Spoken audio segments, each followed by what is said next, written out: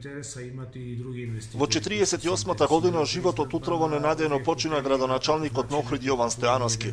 Неофицијално причина за смртта е масивен инфаркт на срцето и мозокот.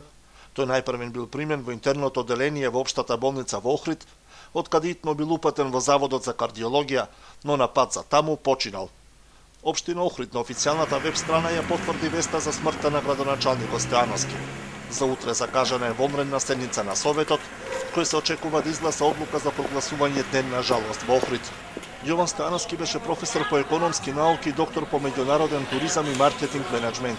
Долги години предаваше на Факултетот за туризам и угостителство во Охрид, каде извесен период беше во деканската управа на установата. Политички беше активен последната декада како член на СДСМ.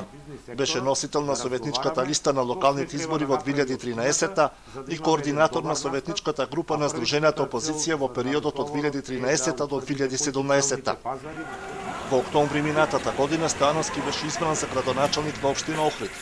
Во нешто повеќе од една година минати на функцијата, активно работеше на финансиска консолидација на најзадолжената општина во земјата.